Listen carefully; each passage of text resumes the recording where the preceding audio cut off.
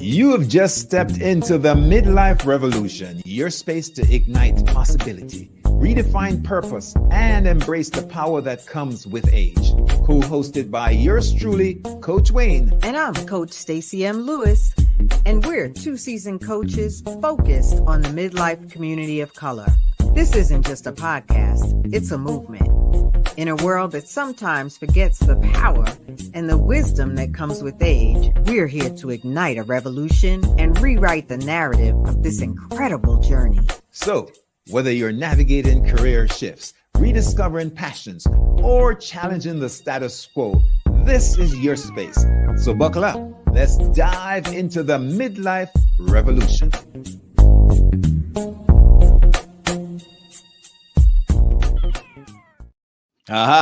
Good morning. Good morning. It's a new month. It's a new season. And it stands to reason that Coach Wayne and Coach Stacy are here on the Midlife Revolution. Stacy, our intro was cut off, so let us tell the folk who we are. I'm Coach Wayne, and I work with men of color, helping them navigate midlife so that they come out on the other side the best. And this is Coach Stacy M. Lewis. Hey, everybody. It is always good to be here. And I am so very excited today. And good morning to our dear sister, Audrey. Haven't seen her in a minute. Welcome to the Midlife Revolution. I am Stacy M. Lewis. I serve as a nonprofit executive and a coach for midlife women. And it is my joy to be here, really to serve. And so this time that I get to hang out with Wayne and talk about some of the relevant issues surrounding the midlife community is just a joy. It's just a joy. And we are just praying and believing that all is going to go well with our technology today. So we share that with our audience so that they can pray and believe too. Whoop, whoop. Yep. And you're saying this because you know I'm on a hot spot today. Got up this morning and got a text message from our providers saying that the entire neighborhood has temporary outage in terms of our connectivity. So we stay connected anyway through whatever way we can. And the divine has allowed us today to connect via my telephone hotspot. And we're going to be hot today. It's Stacy, hot. It is. And Stacy, I make sure I check my calendar these days to be on spot. Today is June the 4th. So for all the June baby borners, or let's say happy birthday for you and to you. Y'all. Happy birthday, y'all. And it's Men's Health Month. And one of our colleagues, I believe it's Coach Janelle, she says, no, this is now the 6th chapter of 2024. And so we are working on being halfway through 2024. And so it's a great time to be alive and having this conversation. What are we talking about today, Wayne?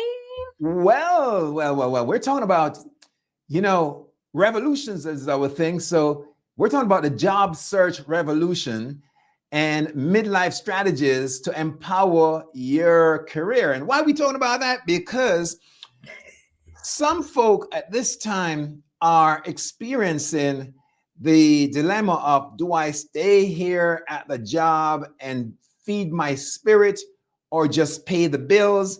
And some folk are forced to start looking around for new careers and opportunities, whatever it is. A lot of folks are becoming entrepreneurs because that's an outlet as well to deal with the financial issue that we're dealing with this time right now in this country. Yeah, so you want to bust that up. You mentioned, entrepreneurs, and I think even some of these nuggets that we are going to drop today, talking about outdated strategies, really also apply to entrepreneurs, right? To really thinking differently, afresh, in ways that help you move forward. So I'm really excited about this conversation and about what we'll be able to share with our listening and viewing audience. Yeah, Stacy, you reminded me, you keep me grounded so often because I'll get some woo-woo ideas and get out there. And one of the things you said before we started in looking at today's show is that we need to start when we talk about preparing ourselves for career change, the strategy. One thing we must be centered on is the fact that we are the causation to the effect. So whatever is happening in our life, in our domain, we have to begin with the looking at self. We have to look at ourselves first and try to figure out what strategies have we been using that's outdated, that are creating barriers. But the number one strategy, the number one thing to do is look at ourselves. Absolutely. And when we think about looking at ourselves, need to look at what are our values. So before we even think about moving forward with a job search or even, expanding our entrepreneurial territory, what are our values? And how do those values translate into the workplace or into your business? And making sure that we're able to stand on that foundation of our values so that when we come across opportunities that might be in conflict with those values, we're very much aware that there's conflict there and know that that's maybe not how we want to move forward.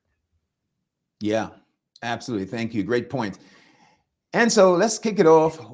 Before we even really start delving into it, reminding ourselves that we are our brand, right? We talked Mhm. about looking at self, and as a brand, how we show up, where we show up, when we show up is us.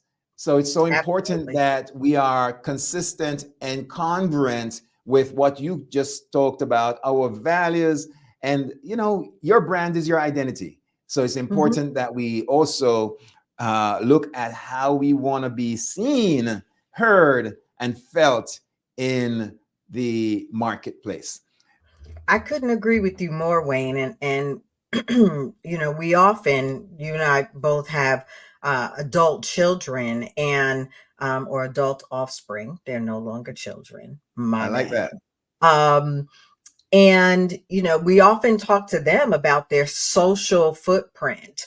And some of us, as more mature adults, forget that your social footprint is part of your brand. So if you're thinking and planning to move forward, as you've assessed and defined or redefined your values, and you're really looking at your brand, think about maybe some of the things that you've said out there in the social arena, and make sure that you take some time to really make sure that what's out there becomes more aligned with your current brand, right? We're all evolving, but making sure that what's out there is in alignment with your brand is important. Yeah. Now, the work that I do with men in particular, executives who are trying to move up or change career or just doing an assessment, we start off with looking at what we typically would call career objectives. So, formally, we write a resume and we have this blob on career objectives where we Mm-hmm. talk about what we want. The recommendation and suggestion that we want to put out there today, and pay attention, folks, take your pen and pencils out or get your keypads out. We want you to edit your resume to not focus on career objectives and the summary of your what you want, but speak in terms of what you bring to the table for resolving the gaps, the problems, the pain points, and the issues that are in the potential employee's mindset. So instead of focusing, which is what an objective does, uh, this is what I want for my career. We're not saying Mm-hmm. give it up, but we're saying refocus that when you start looking around for career opportunities.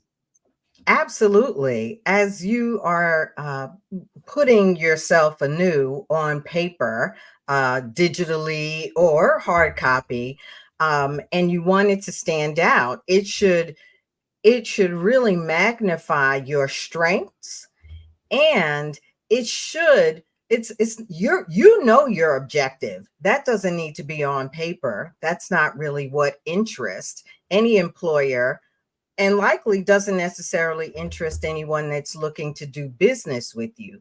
It's what have you done? What impact have you made? How have you improved? And as you said, what skills did you bring to the table that then solved problems, right? The reason that companies and even entrepreneurs hire people is because there's a gap, there's a problem to solve. And so, really thinking about how your skills and assets help to solve the problem is, I think, critical to to your resume and to making it stand out. Yeah, yeah. We talk about values in terms of, where won't you sell out? We talked about Mm, that earlier. Values as far as being in alignment with a person's mission and vision, right? We talked about that. But also, they need to recognize that you bring to the table, and this is a different type of value, but value as well, what we call in the business USP, unique selling proposition, mm. or your impact. What sort of impact can you make and bring to the table when you are looking for a career shift or change or opportunity?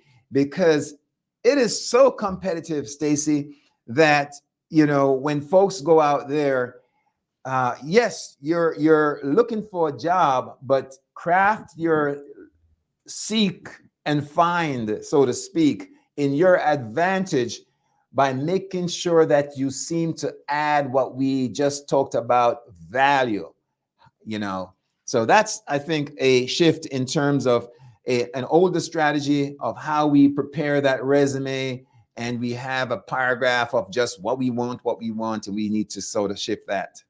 Yeah, I think, Wayne, again, so much of this is also applicable to those of us in the entrepreneurial space, right? When you put your offers out there as a coach, you are not simply saying, I'm offering this package of however many services for however many dollars.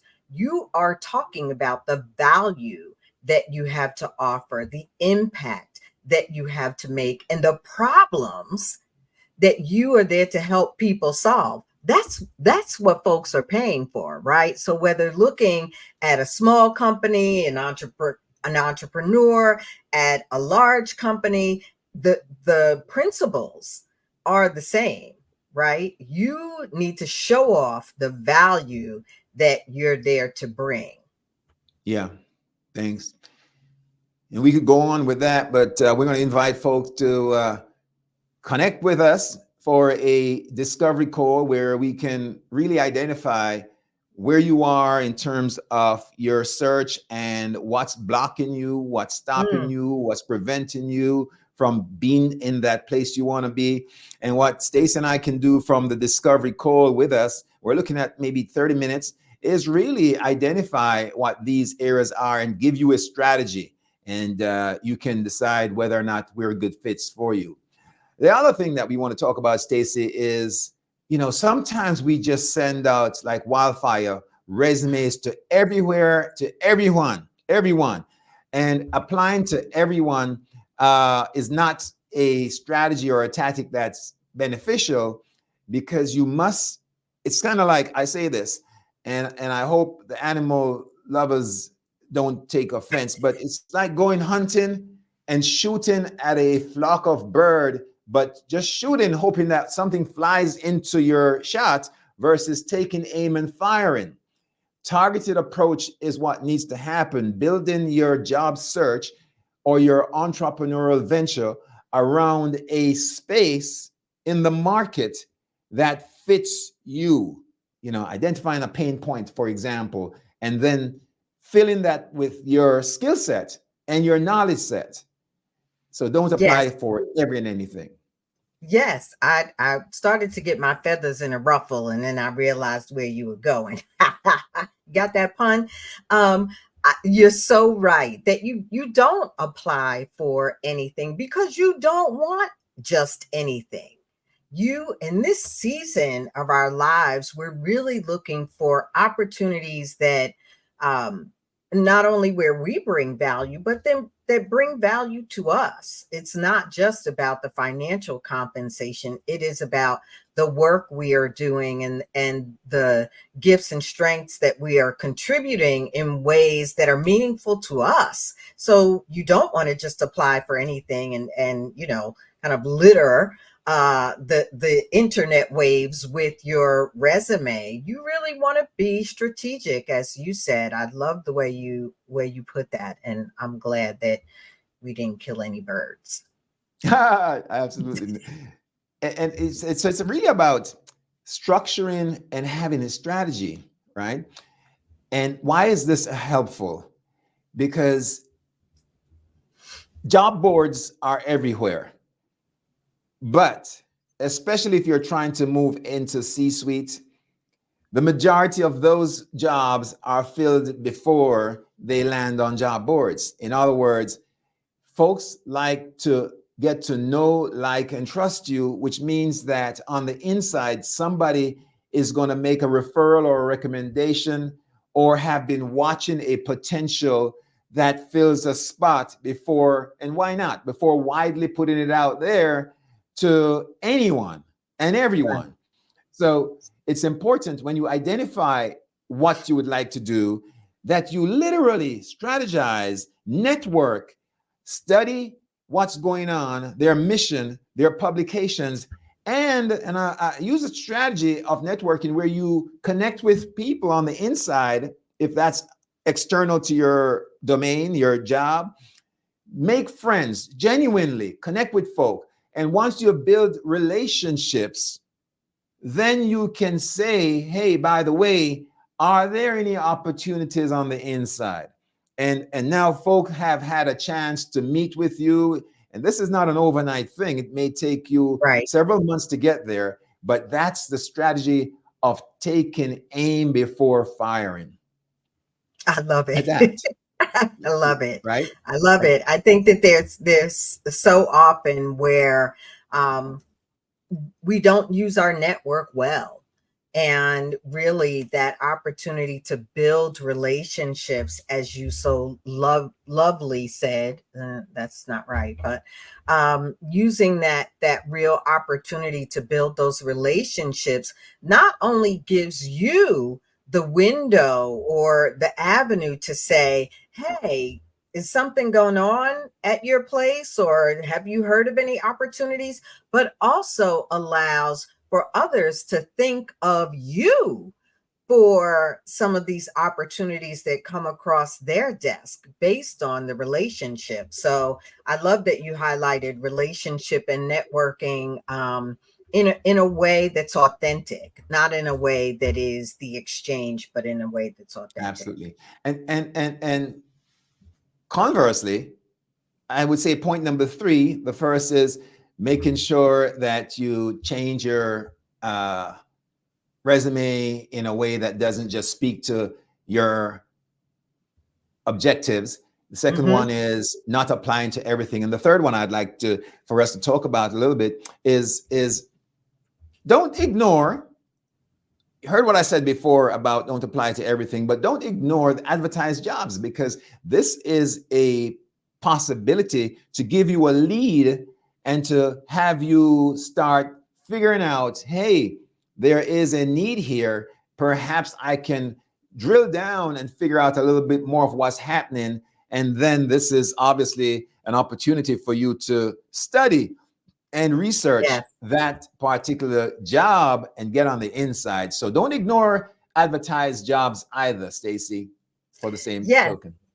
You're absolutely right. Because the other thing about advertised jobs is sometimes they foster your ability to think differently, because maybe you didn't necessarily look at the skill set that you have in the way that an advertised job is presenting it. Or maybe you realize in looking at this advertised job that, oh yeah, I can do that. I would have never applied for this title or this company. But recognizing what it is they seek, you can see that alignment. So I think it's an excellent tip not to ignore the advertised jobs. Yeah, yeah. Stacy, I wanted to just back up a little bit because as I'm thinking Hmm. about when we started off, you talked about looking at yourself, and we talked about the brand. Invest in yourself is important too. So be willing to spend a few dimes on getting your resume professionally looked at and your LinkedIn profile professionally assessed, because how you show up is how people are going to remember and see you. And oftentimes you get just that one shot, one crack at that window, that first opportunity. So you want to make sure that you have all those things in place. I didn't want us to forget about that, Stacy. No, that's a good nugget, really, to, as you're looking at your brand and how you're showing up, to think about your LinkedIn profile and other ways that you show up and making sure that they're looked at with a critical eye. I like the Yeah. idea of, of having someone that's what they do. They look at your LinkedIn profile or they look at your resume.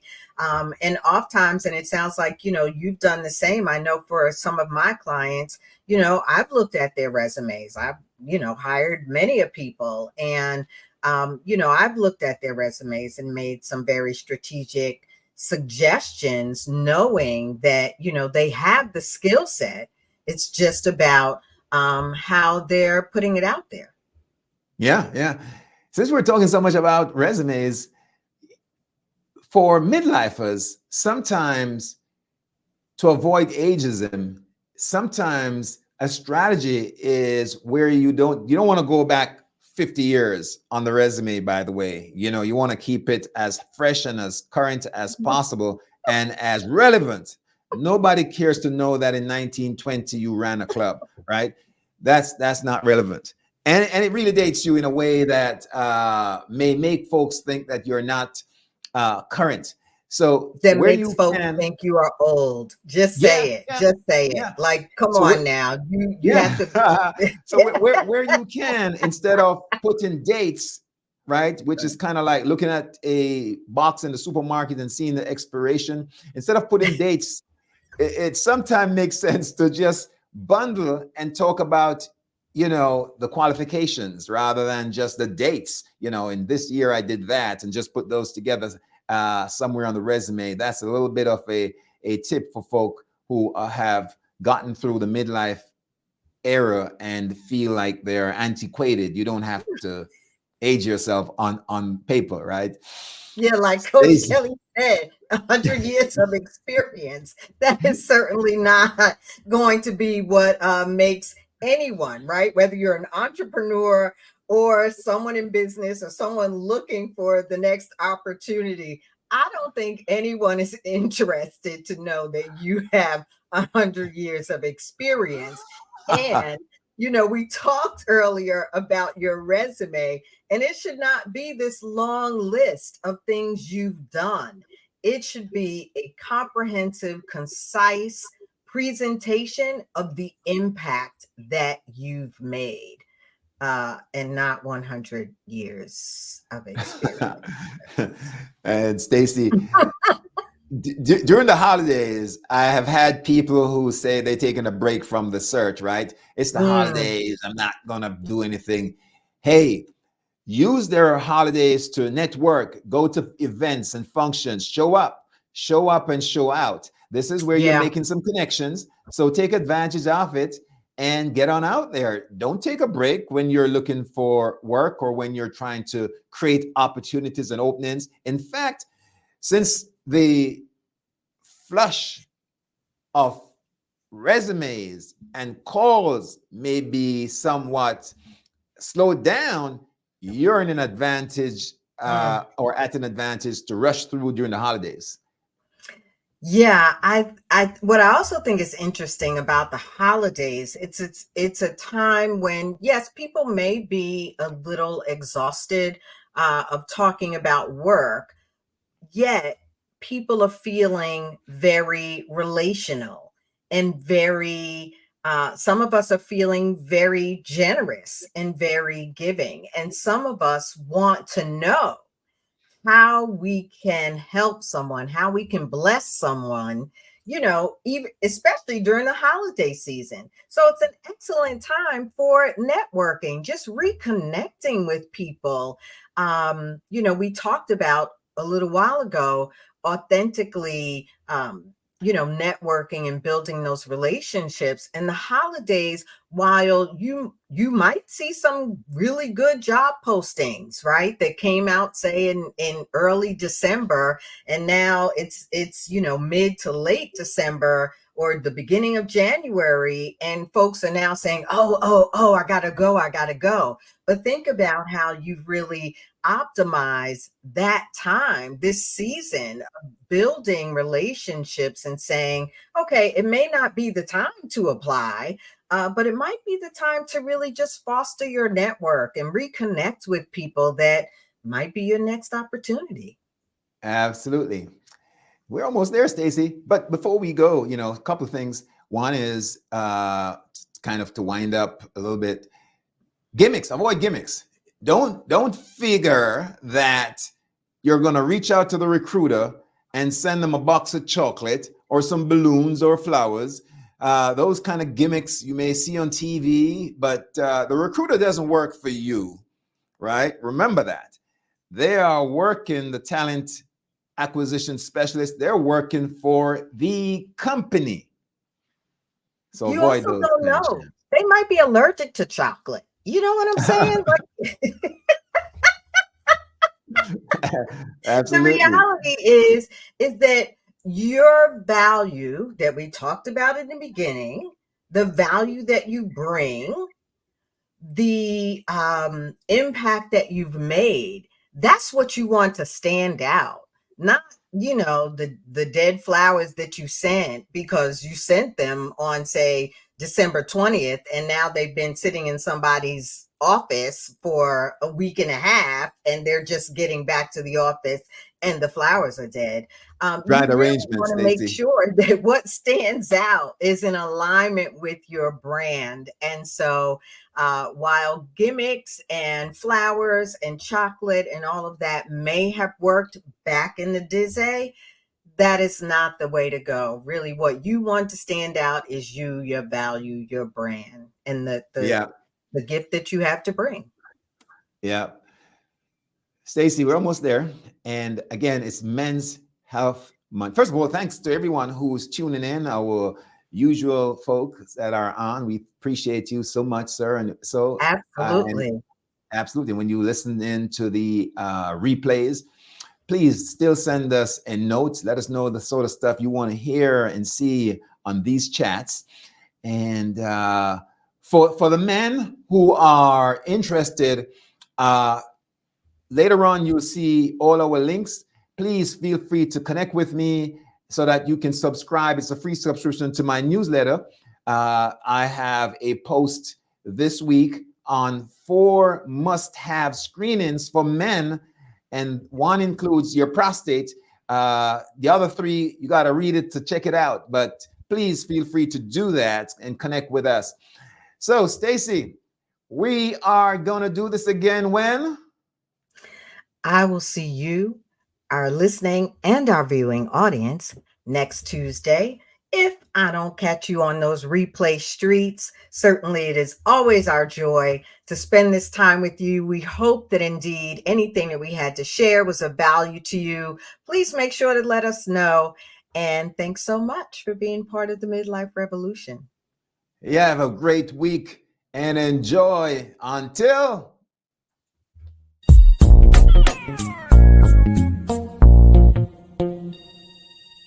And there you have it, folks. This week's episode of the Midlife Revolution. Hey, we truly appreciate you spending this time in this space with us. Join us next week at the same time as we dive into relevant topics and present solutions to spark new thinking and empower your midlife journey. Don't forget, if today's episode resonated with you, Share your thoughts and suggest topics in the comments. And of course, remember to subscribe, share, like, and hit that notification bell. You are the Midlife Revolution. I'm Coach Stacy, and I'm cheering you on. And I'm Coach Wayne, and I'll see you at the top.